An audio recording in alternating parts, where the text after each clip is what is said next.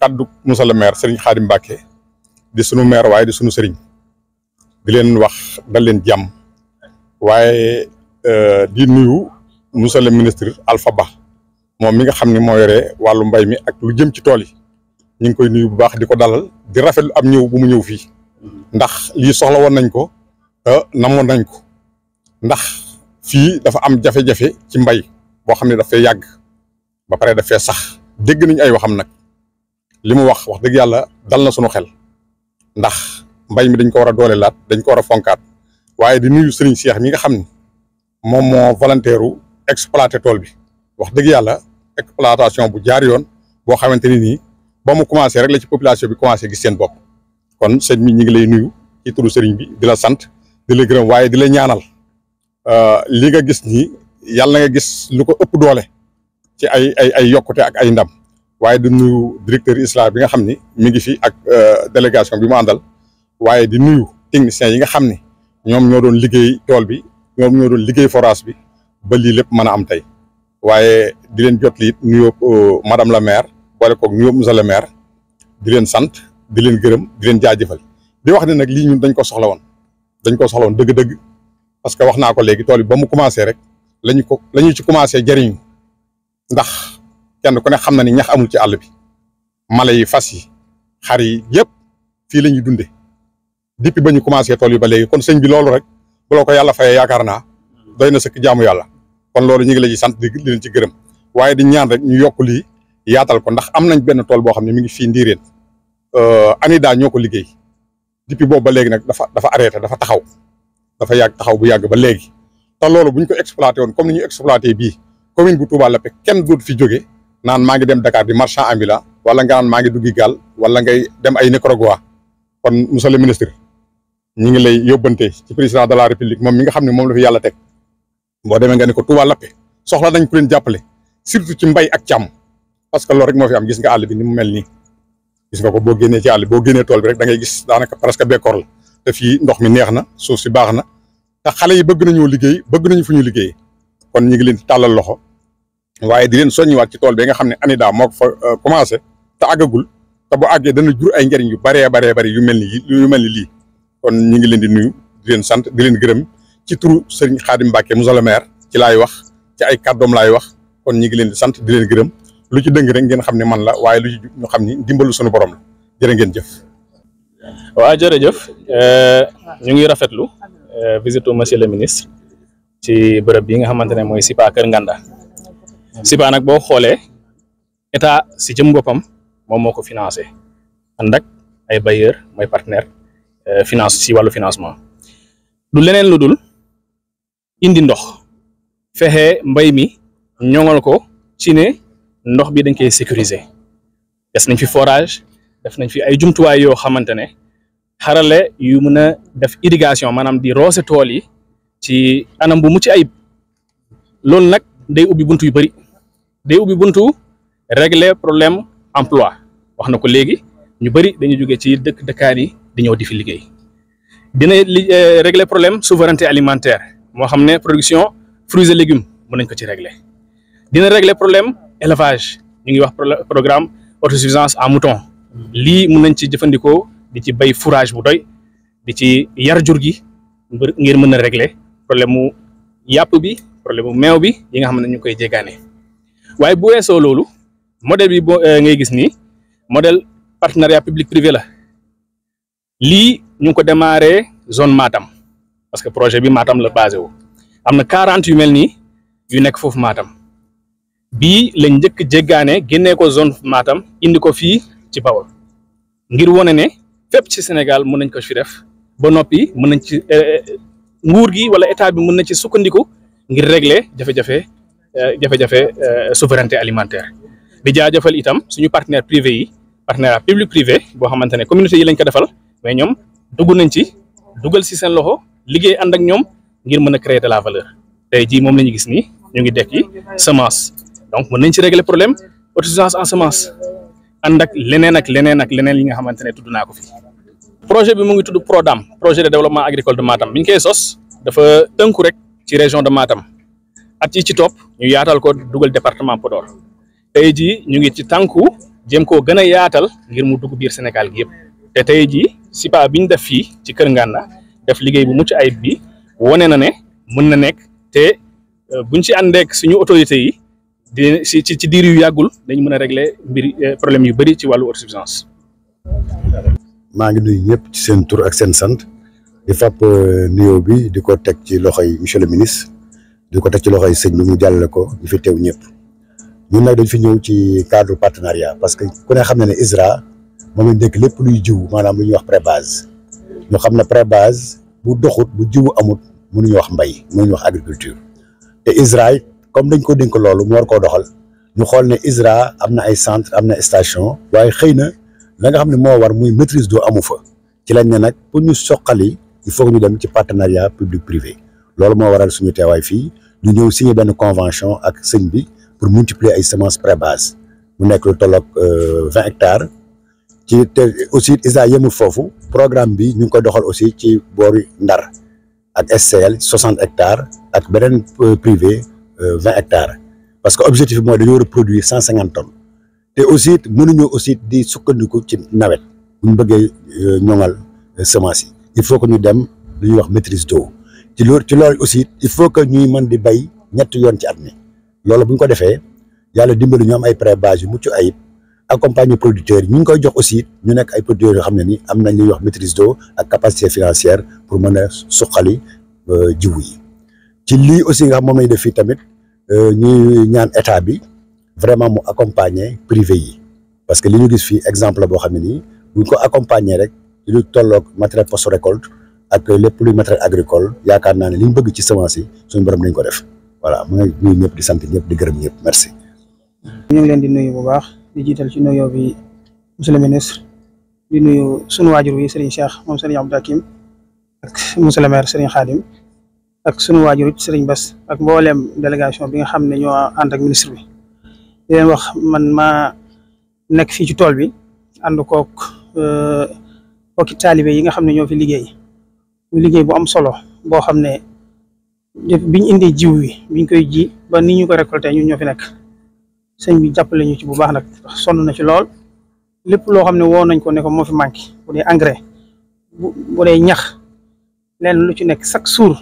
plus de 40 personnes danañ ñëw ci tool bi daan seen doole ñu fay leen journalier kenn ku ne danañ ko fay bis bu set chaque jour bu ñax amee tool bi li muy yaatu biñ koy bay ay fas lañ jëloon fas yi ñoo ko bay ñu fi newoon ci fas ëpp na fukki fas ak juróom ci biir koor gi lañ ko njëkk bay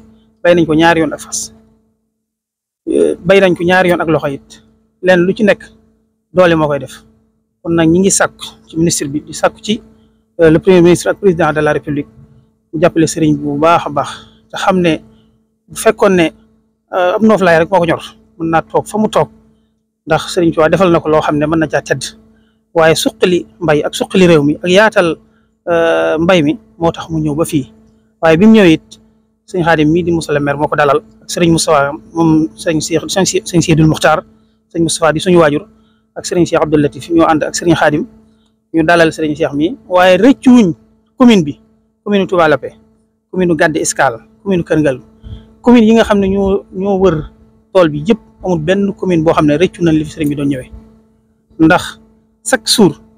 lu mu gàtt fukki sareet ak juróom danañ fi ñëw gub sareet ba mu fees dell ñu jox ko fas yi jox ko xari jox ko nag yi ñu koy lekk te ngub moom dañ ko daan wute ji fu sori nege ne daana fekk ñuy wut ab xattax mbopp amatu ci àll bi kon ñax moom la ñuy wut loolu rek ci yaaba jooju rek bu ci sëñ bi jotee doy na sëkk kon la ñuy sàkku dëgg daal mooy ñu gën ñu ko jàppaleel bu baax a baax ba moyen yi nga xam ne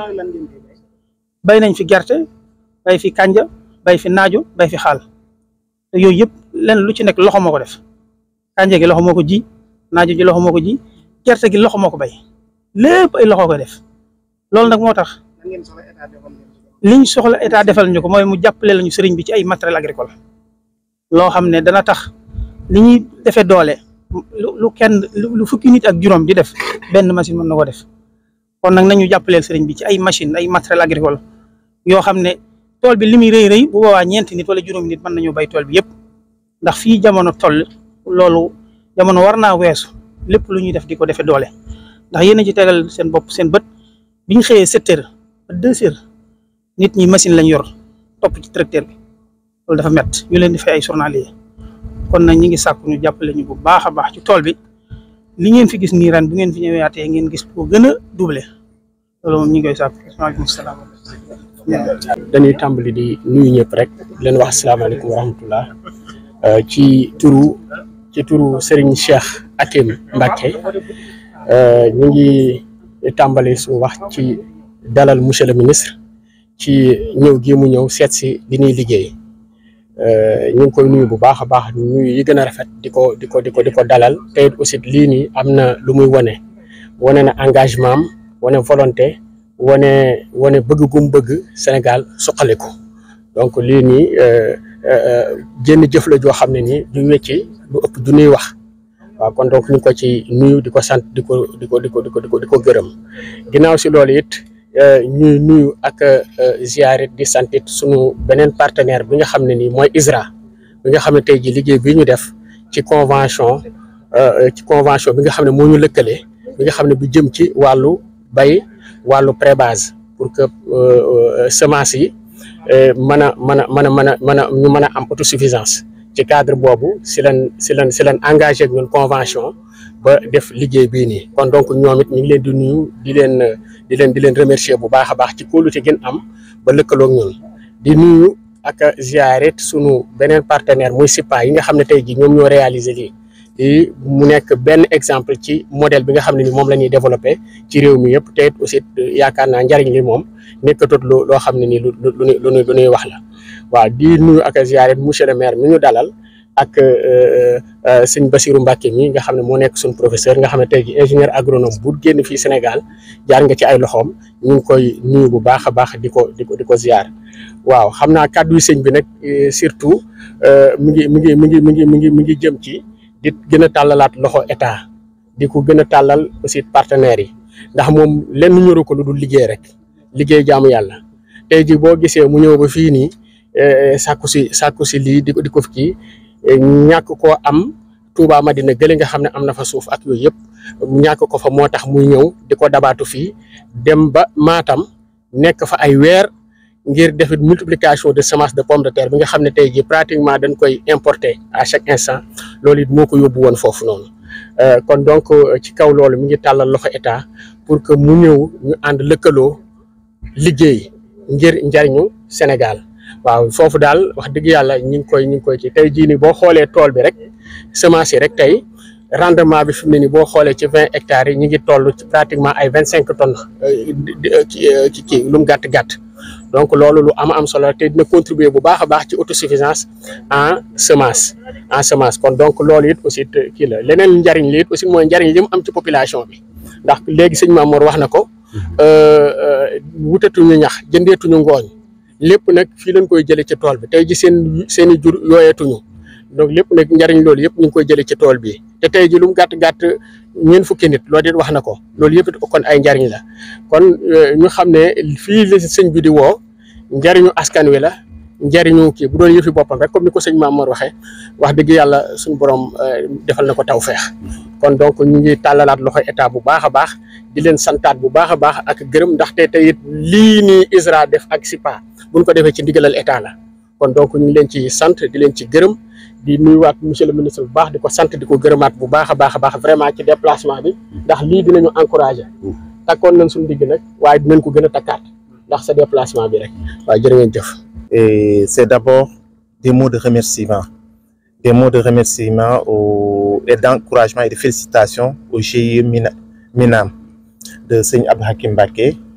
qui, comme le veut le chef de l'État, comme l'a demandé le Premier ministre et comme nous voulons le faire au niveau du ministère de l'Agriculture, vous savez tous que depuis qu'on est là, on s'est fixé un seul objectif, c'est l'autosuffisance alimentaire. Mais nous savons que nous ne pouvons pas atteindre une autosuffisance alimentaire si on n'a pas une autosuffisance semencière. Et pour cela, des objectifs clairs ont été fixés aux différents services attachés au ministère de l'Agriculture, parmi lesquels l'ISRA, qui est en charge de la production de semences. Et ce que nous avons vu ici est un exemple patent, parce que nous avons vu ici la collaboration du partenariat public-privé, mais aussi une intercollaboration entre deux structures du ministère de l'Agriculture. à savoir le Prodam qui a aménagé la ferme, à savoir ISRA qui a contracté avec le GIE pour faciliter la production des semences de pré-base. Et ce qui est intéressant ici, c'est que nous avons vu que quand des semences sont produites dans les conditions comme il le faut, on a une très bonne production. Nous savons qu'au Sénégal actuellement, quand on parle de rendement de l'arachide sous pluvial, au maximum, on ne peut pas dépasser 800 kg à l'hectare. Mais ici, au bas-mont, on aura des rendements qui avoisinent au minimum 1 tonne à l'hectare. Et là, nous sommes sur 20 hectares de production de semences pré-base. Je dis bien pré-base. Cela signifie que ces genres d'expériences, de contrats entre le GIE Daaru Minam, ISRA et Prodam, ce sont les types de partenariats que nous voulons encourager et que nous encourageons. Raison pour laquelle nous sommes là aujourd'hui. Et nous remercions aussi la population de Nganda, le maire ici présent et toute la population qui ont accepté ce partenariat avec le GIE. Parce que sans l'accord des populations, ce partenariat ne serait pas impossible. Parce que les fermes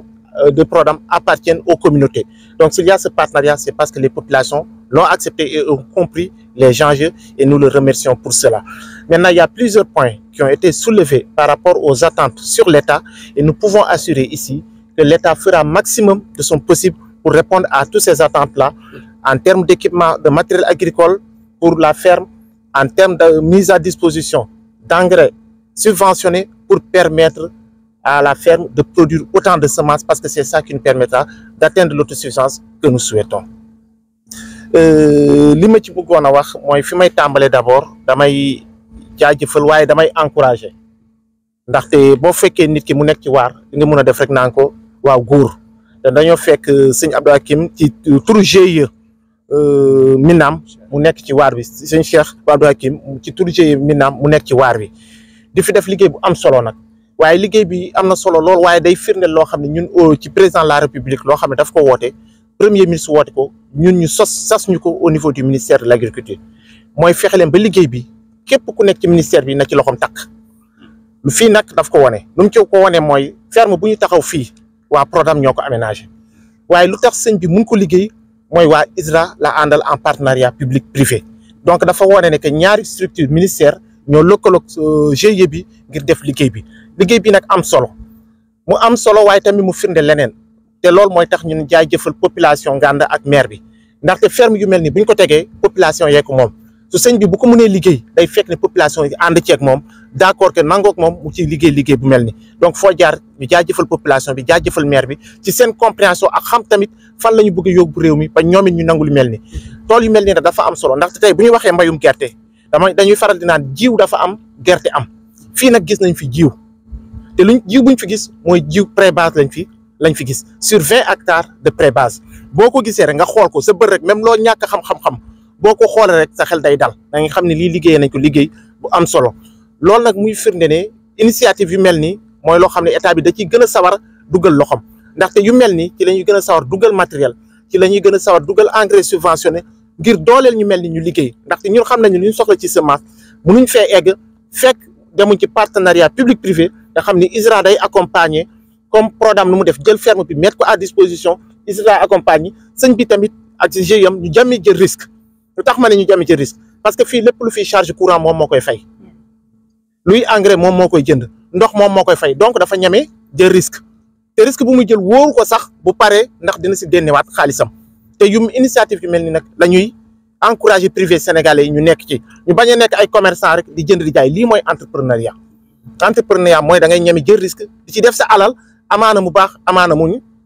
bañ a baax waaye moom nag bu ko defee bettuñu ndaxte ngir nga mën a jël risque il faut nga ànd ak yaqin am ngëm yàlla te loolu moom lu ñu xam ci moom la kon bu defee lu mel ni du lu ñuy bett donc dañ koy war rek di ko gën a tàllal loxo léegi maa ngi koy waxtaan ak moom naa ko sëñ bi lii kat rafet na waaye bu ñu sañoon it ci semence pomme de terre bi tamit nga gën ci xuus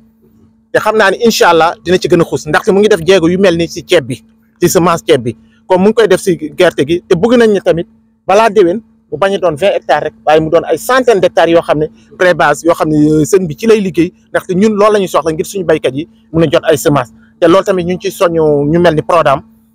pour seen structure yu mel nii bu ko population yi ak utiliser wala valoriser wuñ ko ñu xool nan la ñuy defee partenariat yi même buñ ko bayul même bu ko privé bi bayul at bi yëpp bu ko bayee ñaari yoon ci at bi population bi mun ko bàyyi luy des ci at bi nga xam ne privé bi dina mun a répondre lu état bi soxla population bi tamit dina si mun a njëriñoo ba pare tamit askan bi am ci loolu daal moo nekkoon suñu tànk lu warul ñëw fi tey di jaajëfal sëñ bi bu baax ci lii nii ndaxte fekk nañ gis nañ ñuy dekk gerte gi te xam naa ne gerte gi commencé nañ ko dekki waaye xam naa ne benn fan taxul mu mot ñaari fan taxul mu mot donc dañ leen di jaajëfal di leen naan jërë ngeen jëf